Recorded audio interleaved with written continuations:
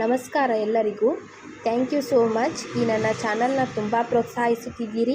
ಹೀಗೆ ಪ್ರೋತ್ಸಾಹ ಕೊಡಿ. ನಾನು ನಿಮಗೆ ಕಂಪ್ಯೂಟರ್ಗೆ ಸಂಬಂಧಿಸಿದಂತೆ ಇನ್ನೂ ಅನೇಕ ಹೊಸ ವಿಷಯಗಳನ್ನು ತರಲು ಇಷ್ಟಪಡುತ್ತೇನೆ. ಅದಕ್ಕೆ ನಿಮ್ಮ ಪ್ರೀತಿ, ಪ್ರೋತ್ಸಾಹ ಹಾಗೂ ಆಶೀರ್ವಾದ ಸದಾ ನನ್ನ ಮೇಲೆ ಇರುತ್ತೆ ಎಂದು ಭಾವಿಸುತ್ತಾ ಇವತ್ತಿನ ವಿಡಿಯೋದಲ್ಲಿ ನಾವು ಮೈಕ್ರೋಸಾಫ್ಟ್ ವರ್ಡ್ಗೆ ಸಂಬಂಧಿಸಿದಂತೆ ಬೇಸಿಕ್ ಕ್ವಶನ್ ಮತ್ತು ಆನ್ಸರನ್ನು ನೋಡೋಣ. ಈ ಚಾನಲ್ನ ನೀವು ಫಸ್ಟ್ ಟೈಮ್ ನೋಡ್ತಾ ಇದ್ದರೆ please like, share and subscribe ಮಾಡಿ and don't forget to click on bell icon. So don't waste the time. Let's start the video. Question number 1. Which is not a font style? Options A. Bold. Option B. Superscript. Option C. Italic. Option D. Regular.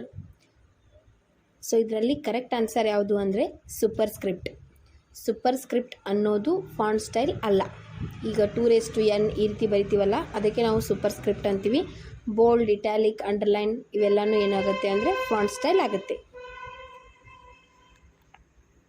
Question number 2. What is gutter margin? Option A. Margin that is added to right margin when printing. Option B. Margin that is added to the left margin when printing. Option C. Margin that is added to the outside of the page when printing. Option D. Margin that is added to the binding side of page when printing. So the correct answer is D. Margin that is added to the bind side of page when printing. ಇದಕ್ಕೆ ನಾವು gutter margin ಅಂತೀವಿ. Question number 3. Landscape is a. Option A. Font style. Option B. Paper size. Option C.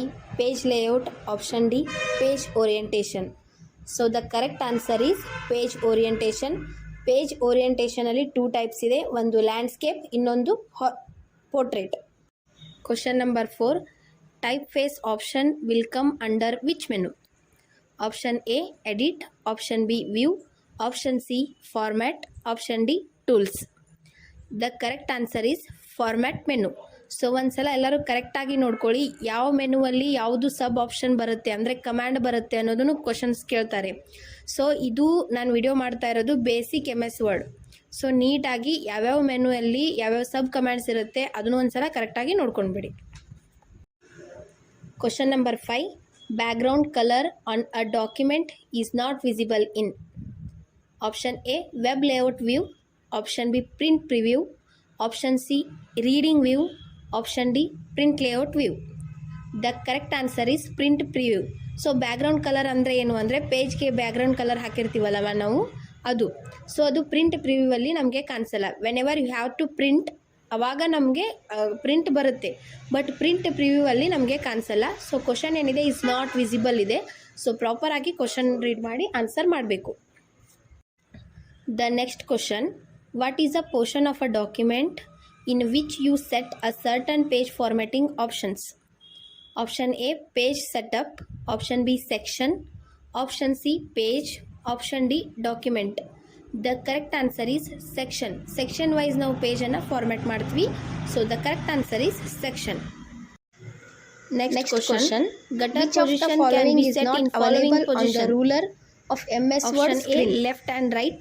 Option B. Left and top. Stop box. Option C. Left and left indent. Option D. Left right indent. So the correct answer is center indent. Left and top. ಅಂದ್ರೆ binding ಮಾಡ್ತಿರ್ತೀವಿ books ಅದು, centre indent. ಅವಾಗ ನಾವು gutter position ಅನ್ನ ಹಾಕ್ತಿವಿ, ಅದಕ್ಕೆ ನಾವು gutter margin ಅಂತೀವಿ. ಅದನ್ನ ನಾವು ಎಲ್ಲಿ ಸೆಟ್ ಮಾಡ್ಕೋಬೇಕು ಅಂದ್ರೆ ಯಾವ ಪೊಸಿಷನ್ ಅಲ್ಲಿ ಕರೆಕ್ಟ್ ಸೆಟ್ ಮಾಡ್ಕೋಬೇಕು ಅಂದ್ರೆ on the ruler left and top MS Word screen. Next question. Gutter position can be set in following position. Option A. Left and right. Option B. Left and top. Option C. Left and bottom. Option D. Left only. So the correct answer is left and top. ಅಂದರೆ binding ಮಾಡ್ತಿರ್ತೀವಲ್ವ ನಾವು books ಅದು, ಅವಾಗ ನಾವು gutter ಪೊಸಿಷನನ್ನು ಹಾಕ್ತೀವಿ, ಅದಕ್ಕೆ ನಾವು gutter margin ಅಂತೀವಿ. ಅದನ್ನು ನಾವು ಎಲ್ಲಿ ಸೆಟ್ ಮಾಡ್ಕೋಬೇಕು ಅಂದರೆ ಯಾವ ಪೊಸಿಷನಲ್ಲಿ ಕರೆಕ್ಟ್ ಸೆಟ್ ಮಾಡ್ಕೋಬೇಕು ಅಂದರೆ ಲೆಫ್ಟ್ ಆ್ಯಂಡ್ ಟಾಪಲ್ಲಿ. Next question. How will MS Word will respond in a repeated word? Option A. A green wave line under the repeated word. Option B. A red wave line under the repeated word. Option C. A blue wave line under the repeated word. Option D. None of the above. So repeated words ಇತ್ತು MS ವರ್ಡಲ್ಲಿ ಅಂದರೆ ನಾವು ಯಾವ colour line ಬರುತ್ತೆ ಅಂದಂಗೆ question ಕರೆಕ್ಟಾಗಿ. So the correct answer is option B, red wave line under the repeated word. Next question. What is the use of all caps feature in MS Word? Option A. It changes all selected text into the capital letter. Option B. It adds caption for selected image. Option C. It shows all the image captions. Option D. None of the above. So first ಇದನ್ನು ನಾನು answer ಹೇಳೋಕ್ಕಿಂತ ಮುಂಚೆ all caps option ಯಾವ ಮೆನುವಲ್ಲೇ ಬರುತ್ತೆ ಅಂದರೆ home ಮೆನುವಲ್ಲಿ ಬರುತ್ತೆ. ಇದು all caps ಅಂತಾರೆ. ಇದಕ್ಕೆ ಇನ್ನೂ ಒಂದು ಹೆಸರಿದೆ, ಚೇಂಜ್ ಕೇಸ್ ಅಂತ ಹೇಳಿ ಒಂದು ಕಮ್ಯಾಂಡ್. ಸೊ ಅದರಲ್ಲಿ ನಾವು ಆಲ್ ಕ್ಯಾಪ್ಸ್ ಅನ್ನೋ ಕಮ್ಯಾಂಡನ್ನು ಯೂಸ್ ಮಾಡ್ತೀವಿ. So the correct answer is option A. It changes all selected text into capital letter. In case ಇದು ನಿಮಗೆ ಗೊತ್ತಾಗದೇ ಇದ್ದರೆ ಆನ್ಸರ್, ಸೊ ನಾವು ಕಾಮನ್ ಸೆನ್ಸ್ಲೇನು ಹಾಕ್ಬೋದು. ಆಲ್ ಕ್ಯಾಪ್ಸ್ ಅಂದರೆ ಎಲ್ಲನೂ ಕ್ಯಾಪಿಟಲ್ ಲೆಟರ್ ಇರುತ್ತೆ. ಸೊ ಇಲ್ಲಿ ಕೊಟ್ಟಿರೋ option A B C D ಇದರಲ್ಲಿ ಆಪ್ಷನ್ಸಲ್ಲಿ ಎಲ್ಲ ಕ್ಯಾಪ್ಸ್ ಇರೋದು ಅಂದರೆ option A. So it changes all selected text into the capital letter. Next question. Which file is responsible to start MS Word? Option A winword.exe. Option B win.exe. Option C word.exe. Option D wordwin.exe. So the correct answer is winword.exe. ಇದೇನು responsible ಅಂತ ಕೇಳ್ತಾ ಇರ್ಬೋದು ನೀವು. ಇದು ಒಂದು shortcut key ಅಥವಾ ಒಂದು keyword ಅಂತ ನಾವು ಹೇಳ್ಬೋದು. ಸೊ ಇದು ನಾವು ಯಾವ ರೀತಿ ಆಪ್ರೇಟ್ ಮಾಡಬೇಕು ಇನ್ನು ಪ್ರಾಕ್ಟಿಕಲ್ ಅಂದರೆ ವಿಂಡೋಸ್ ಪ್ಲಸ್ ಆರನ್ನು ಕೀ ಪ್ರೆಸ್ ಮಾಡಿದರೆ ನಮಗೆ ರನ್ ಕಮ್ಯಾಂಡ್ ಓಪನ್ ಆಗುತ್ತೆ. ರನ್ ಕಮ್ಯಾಂಡಲ್ಲಿ ನಾವು ವಿನ್ವರ್ಡ್ ಅಂತ ಹಾಕಿದ್ರೂ ಎಂಟರ್ ಪ್ರೆಸ್ ಮಾಡಿದ್ರೂ MS Word ಓಪನ್ ಆಗುತ್ತೆ. ಅಥವಾ winword.exe ಹಾಕಿ ಎಂಟರ್ ಹಾಕಿದ್ರೂ ನಮ್ಮದು MS Word ಸ್ಟಾರ್ಟ್ ಆಗುತ್ತೆ. ಸೊ ಇಲ್ಲಿ ಕ್ವಶನ್ ಏನಿದೆ ಅಂದರೆ winword.exe is a correct answer. Next question. Which is not a type of margin? Option A top. Option B left. Option C right. Option D centre. ಇದನ್ನು ನೋಡಿ ನಾವು ಓದೋ ಅವಶ್ಯಕತೆ ಬೀಳಲ್ಲ, ಯಾಕೆಂದರೆ ನಾವು ಸಿಂಪಲ್ ಕ್ವಶನ್ಸನ್ನೇ ಭಾಳ ಸಲ ಮಿಸ್ಟೇಕ್ ಮಾಡಿರ್ತೀವಿ. ಸೊ ಕ್ವಶನನ್ನು ಒಂದು ಸಲ ಬಿಟ್ಟು 2 ಸಲ ಕರೆಕ್ಟಾಗಿ ಓದ್ಕೊಳ್ಳಿ. ಇದರಲ್ಲಿ ಯಾವುದು ಮಾರ್ಜಿನ್ ಅಲ್ಲ.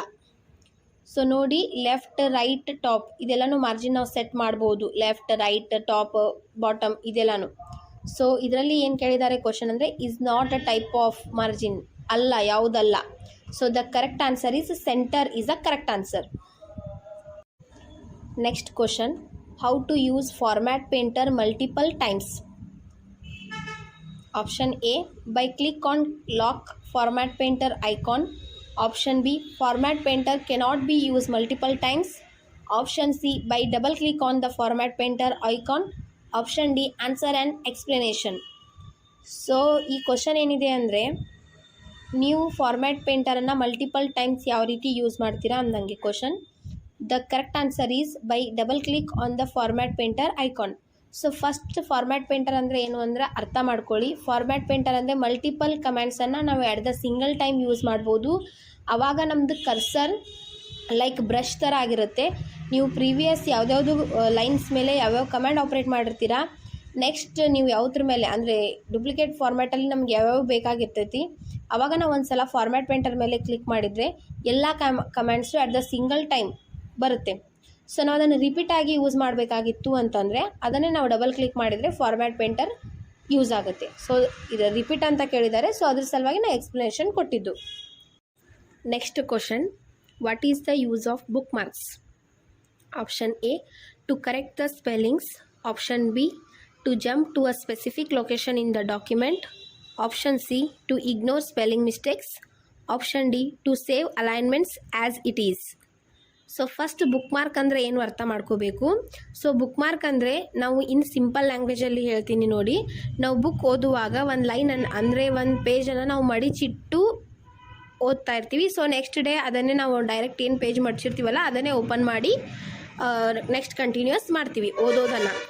So same as it is bookmark ಅಂದರೆ MS ವರ್ಡಲ್ಲಿ ನಾವು ಒಂದು ವರ್ಡನ್ನು ಸೆಲೆಕ್ಟ್ ಮಾಡ್ಕೊಂಡ್ಬಿಟ್ಟು ಬುಕ್ ಮಾರ್ಕ್ ಅಂತ ಕ್ಲಿಕ್ ಮಾಡಿದರೆ ನೆಕ್ಸ್ಟ್ ಡೇ ಬಂದಾಗ ಬುಕ್ ಮಾರ್ಕ್ ಆ ವರ್ಡ್ ನಾವು ಕ್ಲಿಕ್ ಮಾಡಿದರೆ ಡೈರೆಕ್ಟ್ ಅದೇ ಎಲ್ಲಿರುತ್ತಲ್ಲ ಆ ವರ್ಡ್ ಆ ಡಾಕ್ಯುಮೆಂಟಲ್ಲಿ ಅದೇ ವರ್ಡ್ಗೆ ಹೋಗುತ್ತೆ. ಸೊ ಈ ಎಕ್ಸ್ಪ್ಲನೇಷನ್ ಕೇಳಿದ ಮೇಲೆ ನೀವು ಗೆಸ್ ಮಾಡ್ಬೋದು ಇದರಲ್ಲಿ ಯಾವುದು ಕರೆಕ್ಟ್ ಆನ್ಸರ್ ಅಂತ ಹೇಳಿ.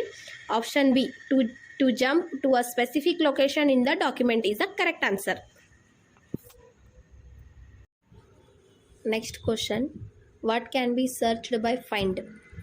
Option A format, option B characters, option C symbol, option D all of the above. So the correct answer is all of the above. ನಾವು ಫೈಂಡ್ ಕಮ್ಯಾಂಡ್ಲೇರಿ ಫಾರ್ಮ್ಯಾಟ್ ಮಾಡ್ಬೋದು, ಸರ್ಚ್ ಮಾಡ್ಬೋದು, ಕ್ಯಾರೆಕ್ಟರ್ ಸರ್ಚ್ ಮಾಡ್ಬೋದು, next symbol ಕೂಡ search ಮಾಡ್ಬೋದು. So ವಿಡಿಯೋನ ಕೊನೆವರೆಗೆ ನೋಡಿದ್ದಕ್ಕೆ ಧನ್ಯವಾದಗಳು. Hopeful ಈ ವಿಡಿಯೋ ನಿಮಗೆ ಇಷ್ಟ ಆಗಿದೆ ಅನ್ಕೋತೀನಿ. ಇನ್ನೂ ನಿಮಗೆ ಕಂಪ್ಯೂಟರ್ಗೆ ಸಂಬಂಧಿಸಿದಂತೆ ಅಂದರೆ ಕ್ವಶನ್ ಆನ್ಸರ್ ಯಾವ ಸಬ್ಜೆಕ್ಟ್ಗೆ ಬೇಕು ಅಂತ ನೀವು ಕಮೆಂಟ್ ಮಾಡಿದರೆ ನಾವು ಅದನ್ನು ವಿಡಿಯೋ ಮಾಡ್ತೀವಿ. So please share and subscribe my YouTube channel. Thank you so much.